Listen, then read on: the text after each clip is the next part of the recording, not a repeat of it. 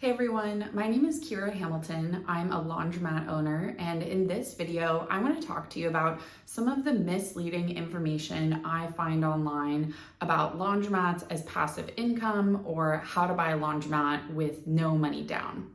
I am always skeptical when I see stuff online about passive income, but recently I decided to investigate these strategies a little bit further in order to bring back information to my online community. Specifically in this video, I'm going to talk about my experience going down the sales funnel of one of these passive income coaches who focuses on laundromats as well as car washes and other passive income businesses. I'm going to focus on laundromats as I discuss this topic because that's what I know best. I'm not going to be naming the specific coach because I'm not interested in this getting personal. That's not really what I'm about. And I think her content is actually fairly representative of other content that I've seen online in the space of laundromats as passive income, how to get a free laundromat, how to buy a laundromat with no money down. After attending this particular coach's webinar, I found a few pieces of information that she shared to be very misleading.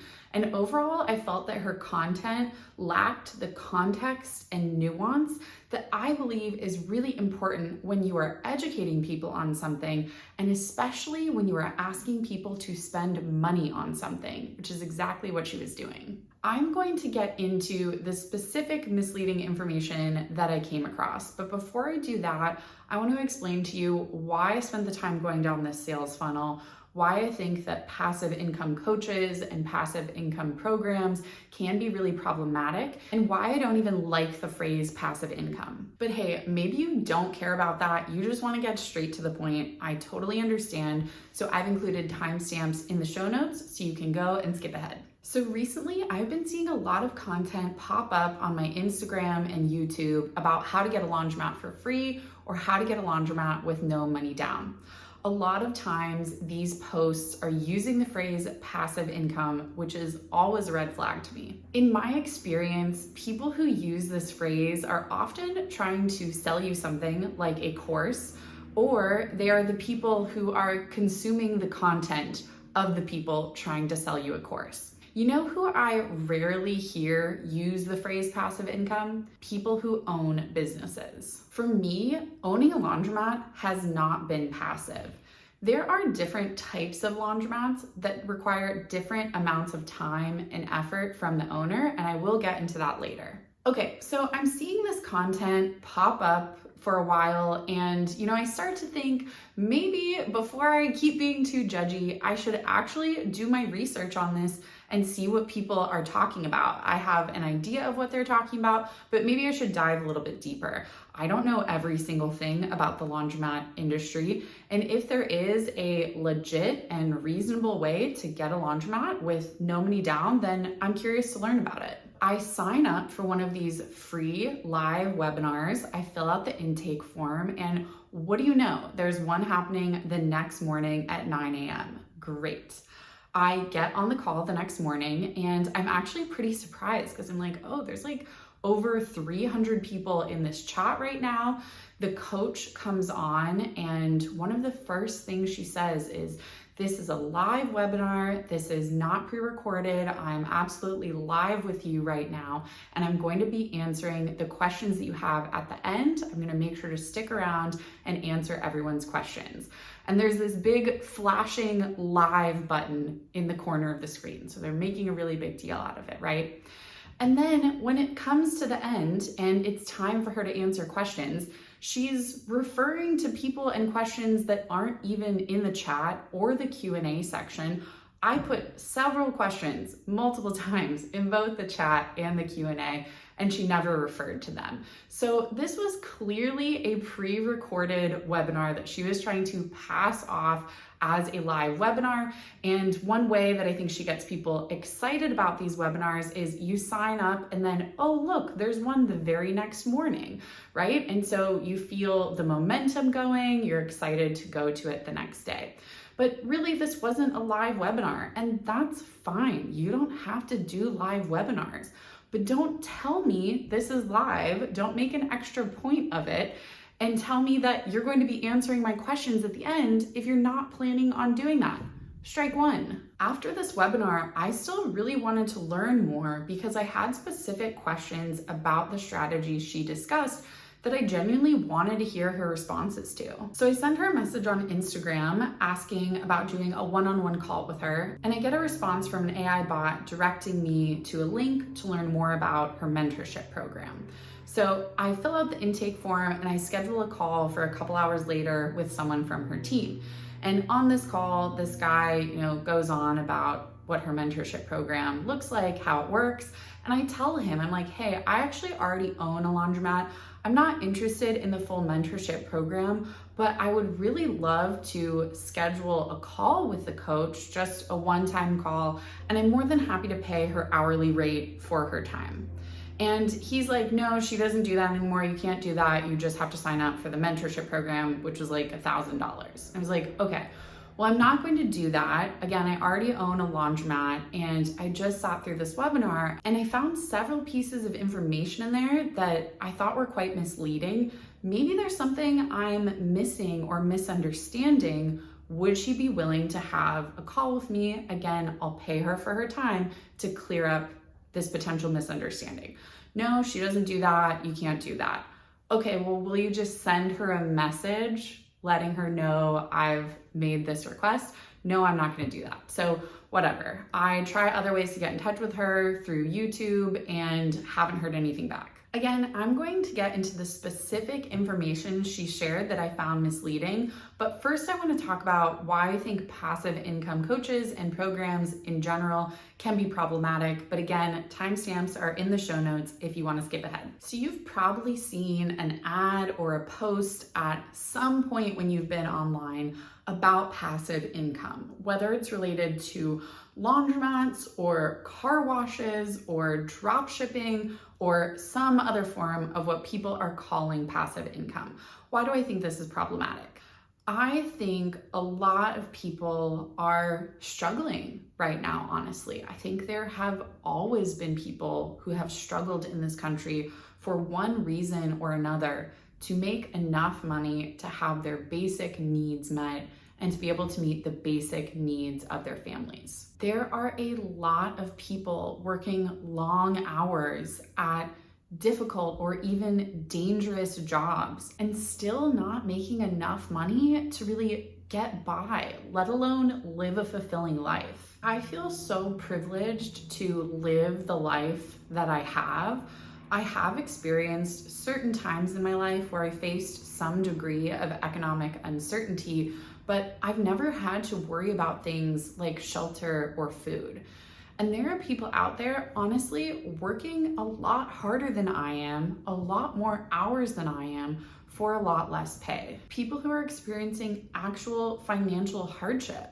And my heart really goes out to them. And I think about that person who has maybe just worked a really long day at a factory, and they come home and they work more. They make dinner for their kids and they help with homework and they put their kids in bed, and then they finally got a few minutes to themselves to just relax, and they're scrolling on social media and they come across something that really speaks to them.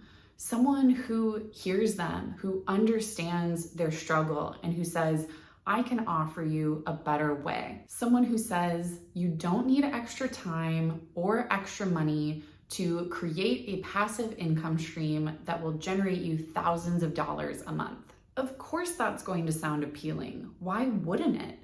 I think people in these positions can be very vulnerable, and I don't fault them for that. I don't blame them for wanting to create a better life for themselves, one where they have time to spend with their family, time to pursue interests and hobbies, where they're not stressed day to day about buying food or paying rent. I understand the feeling of just wanting to have more control over your life.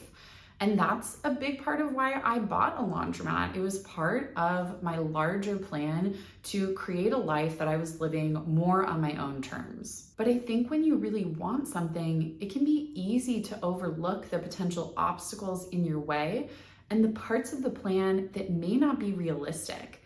especially when you don't understand the industry. You see this person online saying, hey, I've done this and you can do it too, I'll show you how. And I guess at this point, I should make it clear, I don't think this particular program that I looked into is a scam by any means. I don't think, most of the programs that I've seen online that are like this are a scam. I believe that this person has actually done what she said she's done in the way she said she's done it. And I believe she's had students who have been successful with it too. My issue mostly is with how she's presenting the information. I think she's presenting a really ideal series of events. And I think just because some people are able to execute on this strategy doesn't mean the majority of people will, especially the audience she's targeting, which is people who don't have experience, people who don't have money to put into a deal, and people who don't have much time, who are planning to continue working full or part-time after buying a laundromat. And so I think of that person who's worked a really long day and they come across this opportunity, they get excited about the course, they spend $1,000, which could be a really meaningful amount of money to them, and then they get into it and it's not what they were expecting, and I do not like that. It feels really important to me to provide honest and nuanced content and to provide it for free. This webinar that I went to, it ends in a sales pitch, and I can tell you this is not how this video is going to end. I am not selling anything to you.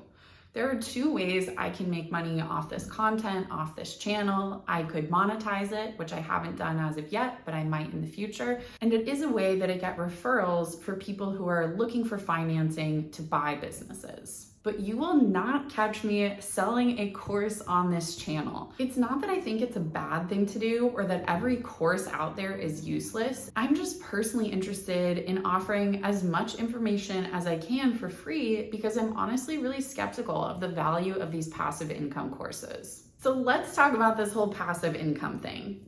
In this webinar, the coach did clarify that nothing takes zero time and zero effort, and that passive income is defined as income you are earning with little to no effort. I do appreciate this clarification. However, I still just disagree with the use of the term passive income when it comes to owning a business, whether that's a laundromat or some other type of business. I do agree that owning a laundromat in majority of cases is probably more passive than working a traditional 9-to-5 job. There are a number of hours in the week when I'm not at my laundromat, there's not an employee at my laundromat, I could be taking a nap or at the gym and my business is still generating revenue. So in that sense, sure, I guess you could call that passive income. But would I say the overall experience of owning a laundromat and what it takes to operate a laundromat is passive? Certainly not. And to tell someone you can work 60 hours a week and successfully operate a laundromat, someone who's never owned a laundromat before and doesn't have that skill set ready to go, who would have to do some learning after they buy that laundromat, I don't think that that's right to say. And that's what this coach said. She said, you can work 60 hours a week and successfully own a laundromat. I think when people use the term passive income, it's really a sales tactic. I've been trying to think of a term that I like better than passive income because obviously there is a shift when you go from working a traditional 9-to-5 to being your own boss and owning your own businesses. I agree, those are different ways of making money. I just think to call them passive income makes it seem like they're a lot less work, time, money, effort than they actually are. I'll say this, I did not leave my 9-to-5 in order to work less. I left my 9-to-5 because I had opportunities in front of me, namely owning a laundromat and brokering SBA loans, where I had the chance to make significantly more money per hour than I did at my previous job.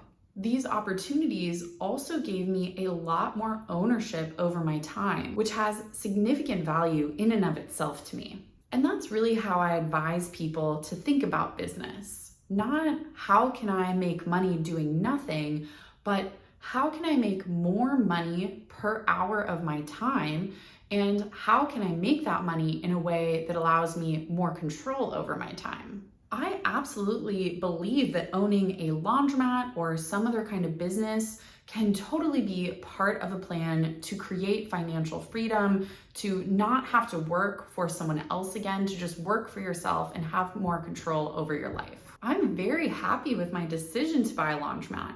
It's just that when I see these influencers online talking about how they're easy and passive, I feel really frustrated because they're honestly neither of those things. And I think most of the time when people use this language, they're doing it because they want to suck people down their sales funnel and make money off of their dreams, whether they come true or not. Okay, so what actually is this strategy that people are talking about? How do you get a laundromat for $0 down? Essentially, what it comes down to is seller financing, which just means the seller is your lender. You're making monthly payments to them for the purchase of the business or the purchase of the business and the real estate. There are a few different ways that seller financing can look and be structured. The method I've heard specifically discussed in the YouTube videos of this coach whose webinar I went to is called a contract for deed or land contract. I have not personally used this method. I'm really only familiar with it theoretically from when I got my real estate license. Essentially, a contract for deed is an agreement in which a buyer makes monthly payments to a seller for the purchase of real property. While the payments are being made, the seller retains the title. And when the final payment is made and there's no more balance on the loan, the title is transferred to the buyer, who is now the owner. During that time that those payments are being made, the buyer does have the rights to that property and that business if there's one involved. The seller can't just come take it back for no reason. They just don't have the title until all the payments are made. This is a legitimate way to buy a property, and I'm sure many people have done this successfully. That's the thing about these strategies, is there usually is some legitimacy to them.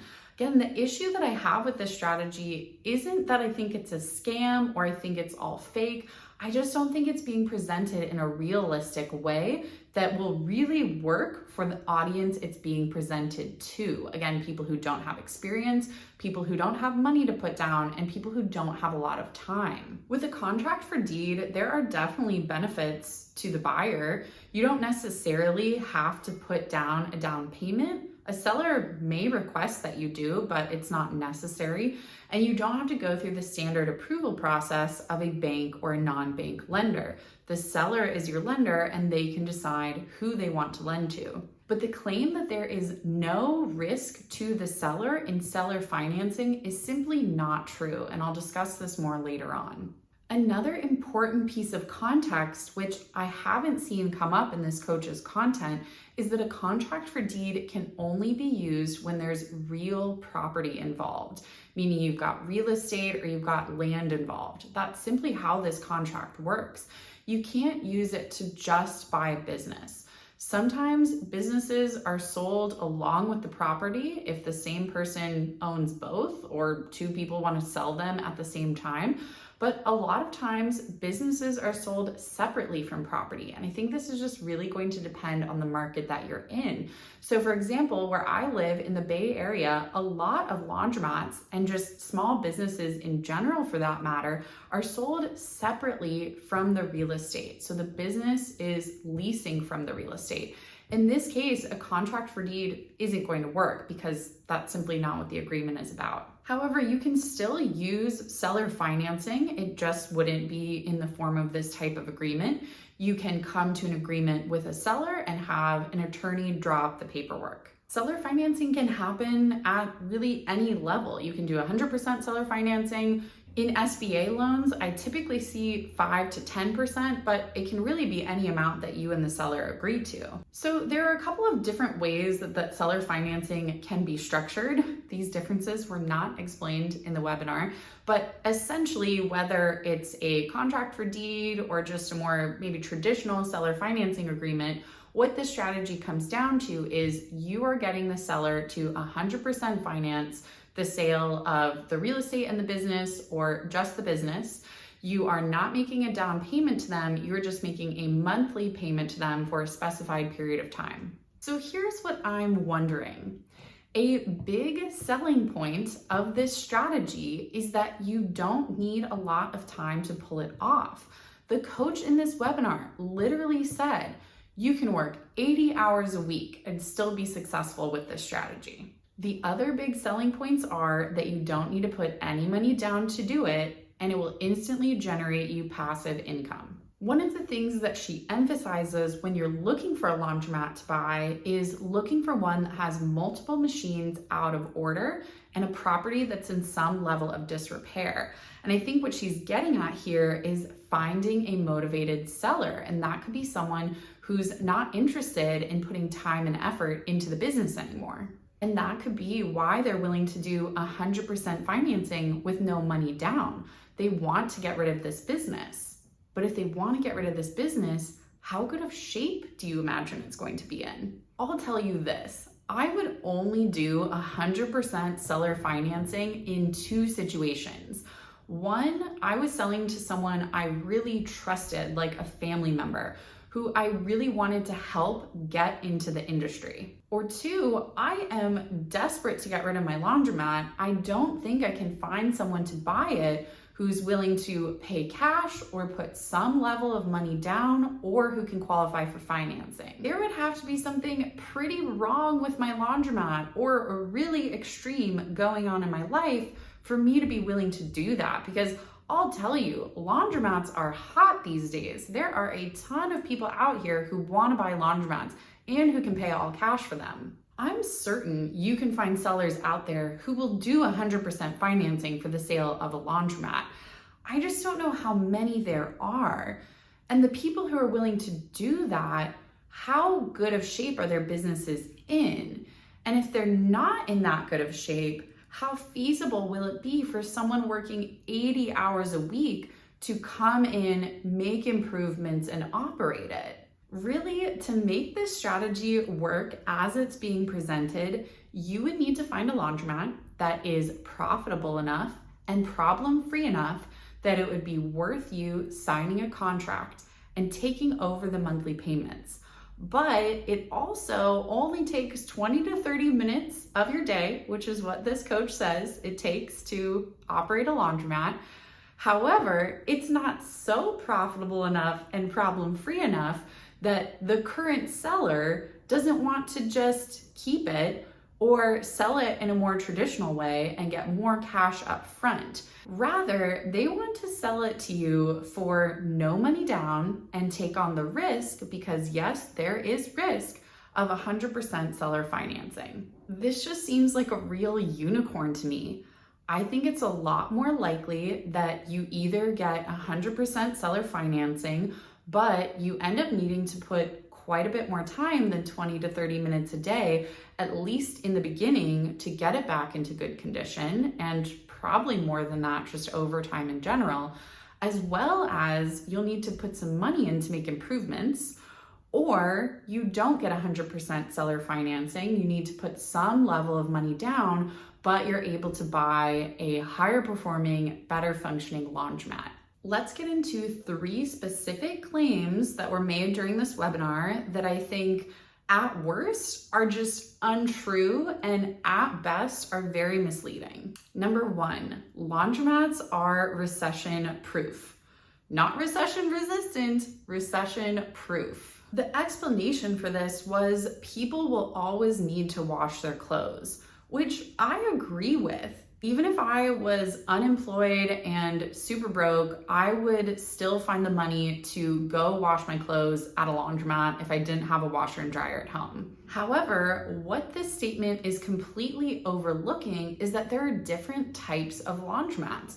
You've got laundromats that are completely self-serve, meaning people just come in and use the machines to do their own laundry. And then you've got laundromats like mine that offer more services, namely wash and fold services. A lot of laundromats these days are doing wash and fold, and they're doing pickup and delivery with that as well.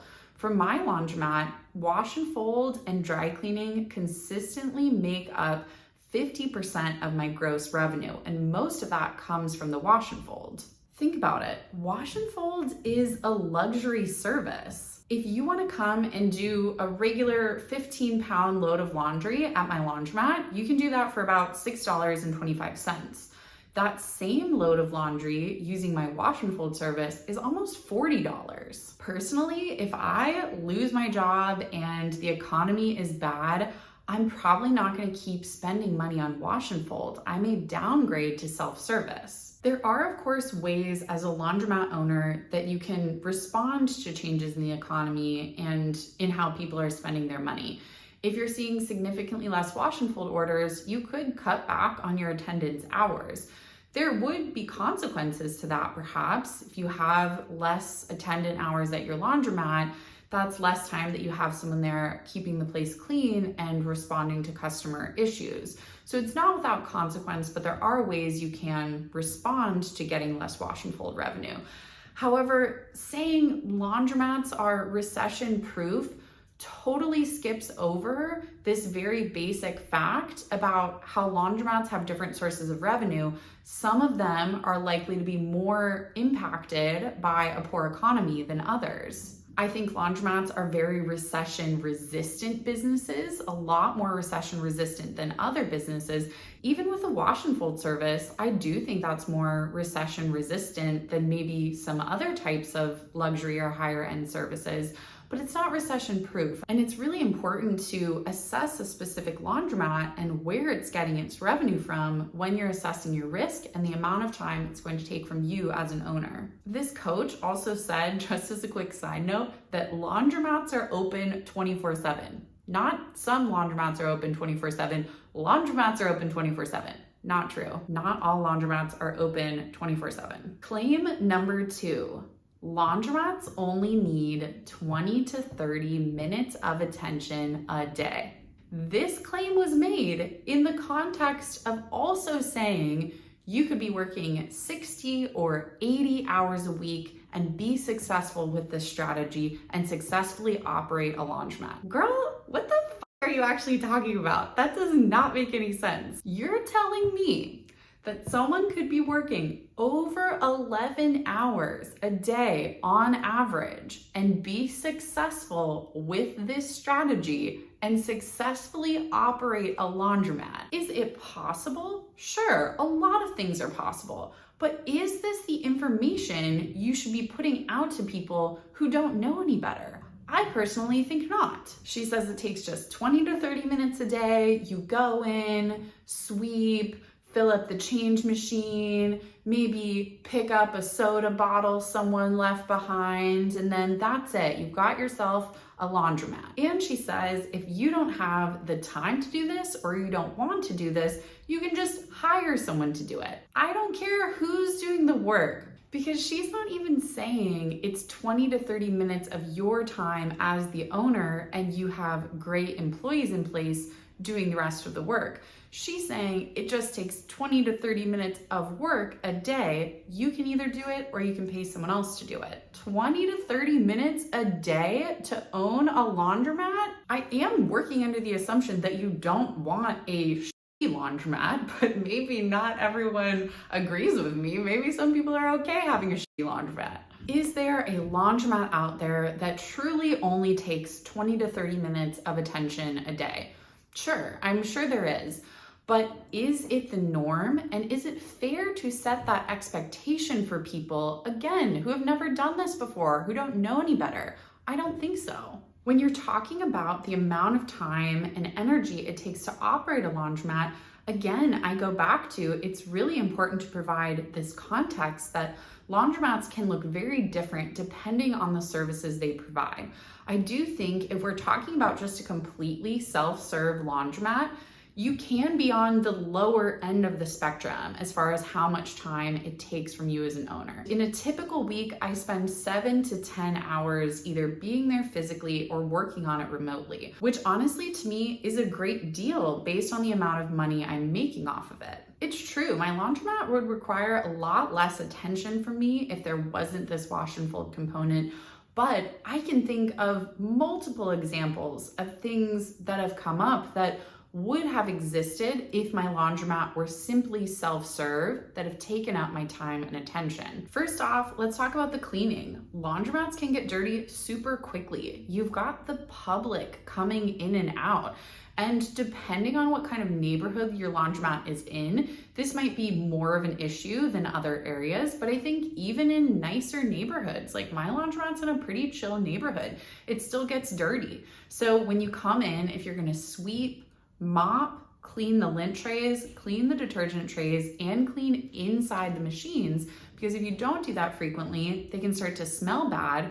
That alone is gonna take you more than 30 minutes. And if you're just coming in one time a day to clean it, there's a good chance it's gonna get pretty nasty at other times of the day. Doing a coin drop and refilling the changers doesn't take a ton of time. I do that one day a week. It might take me 15 minutes, but there's so many other things that can come up. And I think what's important to understand about laundromats is that it's not always necessarily that you need a lot of hours available in the week to work on it, but rather that you need flexible hours. If you again want to have a good laundromat, one that people enjoy doing their laundry at, and you want to be responsive to customer issues. So for example, just a couple months ago, I had a customer call because when they closed the washer, they didn't fully seal the door. There was like a piece of clothing stuck in there, and it was a little bit of an older washer, so it didn't have a door sensor telling it to stop in that case. And so the washer started, and because there wasn't a seal, there's water getting all over the floor. That's something I want to respond to quickly, so I don't just have a flooded laundromat. So I had to stop what I was doing in that case and figure out how to deal with that. If I were working 60 or 80 hours a week and I didn't have a ton of flexibility in when I had to be in an office or not, that would be a pretty challenging problem for me to respond to quickly. There was also a time when a customer texted me because someone had come in and just dumped a trash can all over the floor for no reason. Again, you're dealing with the public. You don't know who's gonna come into your laundromat. I didn't want that trash to just sit there for a whole day. So I stopped what I was doing and called around to see if there was an employee available to go fix it. That didn't take hours out of my day, but all of these little things do add up. And again, it's hard to, condense the work you need to do on your laundromat into 20 to 30 minutes because one, I think the daily tasks just take longer than that if you want to have a nice laundromat, but also you can't always predict when a problem is going to come up that you'll need to respond to. Even if you have a completely self-service laundromat, there's still daily maintenance that needs to go into it. And sure, you can hire someone else to do that perhaps, but I just really disagree with the claim that a laundromat only takes 20 to 30 minutes a day of your time, especially if, per this strategy, you should be looking for laundromats that have multiple machines out of order. The building is not in great condition. That suggests to me that there are problems going on with this business. There are problems with any business, but if you've got things out of order, things that haven't been kept up very well, then that even indicates to me more that the time and money commitment is going to be greater. Claim number 3. Seller financing is a win-win and presents no risk to the seller. Okay, this one is just completely untrue. I really don't know how you can say it presents no risk.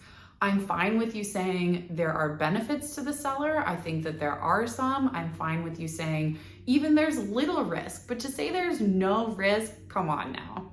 The reason she's saying there's no risk is because whatever method of seller financing you use, there's typically going to be a stipulation that the seller can take back the property or the business or both if the buyer defaults on the agreement. So if they stop making payments.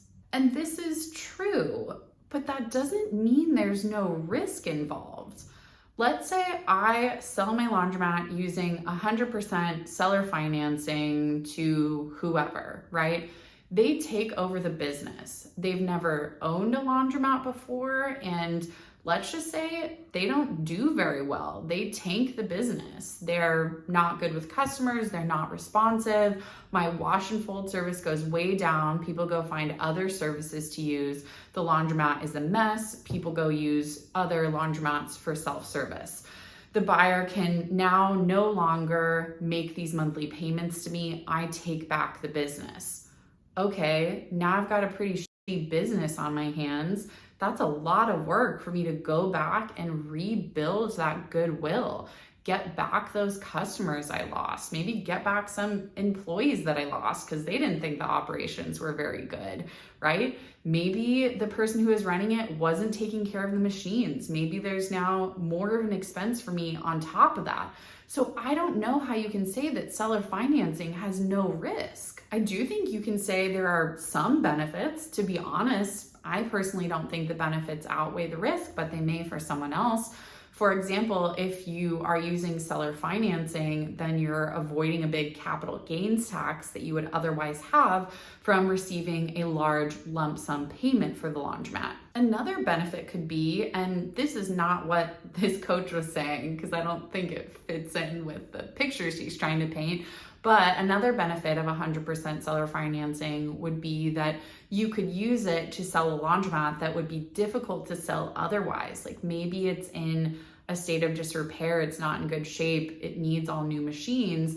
Maybe there's not someone that you can find who wants to pay all cash or who can get a loan for it, and you want to get it off your hands. You find someone who's willing to take on that risk, take on that time and money investment it's going to require, and so you use 100% seller financing. Something I really didn't understand, and I genuinely wanted to ask her about this during the webinar because I wanted more clarity around it, is how these businesses are being valued with these seller financing methods. Because when she talked about it at first, she really emphasized how, you don't have to go out and get your own loan. You're basically taking over the loan payments from the seller. So if the seller's loan payment is $700, you're paying them that, and then you're also paying them on top of that an interest payment of maybe $300. And with these payments, you get a profitable business that is going to make you money even after you make these loan payments. And she said for the seller, it's a great deal because they're making extra money for doing nothing. This is where I get confused. I've got a couple questions about that. First off, that's not how businesses are traditionally valued. They're not valued based on the loan payment of the seller. So I'm confused as to how that monthly payment is being determined and why it's being based off the loan payment of the seller plus interest and not some more common calculation such as a multiple of the seller's discretionary earnings or even the net income. But the other thing I don't get is how is the seller making extra money? Because let's say they've been operating this business, their loan payment, to go back to the example I used, is $700. But the whole point of this strategy is to buy a profitable business. So that would mean that they've got to be making more money on top of that, right? Because if you're going to be paying them $700 plus interest, in order for it to be a profitable business, it's got to be making more than that, right? Because you've got to still take home money after you make that payment to them. So that means before you bought the business, the seller had to have been making more than that amount of money, right? Or else you wouldn't be buying a profitable business. So how is the seller making more money by selling it to you? Maybe there's something I'm missing here and I've been trying to get clarity around it and haven't been able to. Here is one more piece of information that I found quite interesting. So a central claim of this strategy is that you don't need money to get started. You aren't going to have your income checked. You aren't going to have your credit checked. You don't need to put money down. But when I messaged this coach on Instagram and received a link to check out the mentorship program, I had to answer 2 questions before I was directed to sign up for a call. Question 1 was, do you have a job? I answered that one yes. And then question 2, do you make more or less than $30,000? Initially, I answered more than $30,000 and it said, great, you're approved for this program, schedule a call. But then I was curious, what if I answered the questions a different way? So I went through the link again and I said, yes, I have a job, but I make less than $30,000. Oh, all of a sudden, I don't qualify to be in this program. If you're saying you don't need extra money in order to be successful with this strategy, then why are you doing an income check? Why are you gatekeeping people coming into your program? That's a question I'd love answered. All right, so that was my experience going down one of these passive income laundromat sales funnels, and I did it so that you don't have to. There is so much free content online about laundromats, not just on my channel, there are many other channels out there. So I really encourage you, if you are interested in buying a laundromat, utilize as many of the free resources as you can. And be careful about where you're getting your information. Pay attention to, is someone using this information that they're providing me to try to sell me something? That's not always necessarily a bad thing, but I think it's important to be aware of that and to be aware of the tactics they might be using to get your money. It is my goal to provide as much honest and context-based, nuanced, free information about laundromats as I can. So if you have a question about what it's like to own and operate a laundromat, let me know in the comments and I'll answer it in future content. And if you want this free information to be accessible to more people, please like this video and subscribe to my channel so that the YouTube algorithm makes my content more visible. Thanks for watching.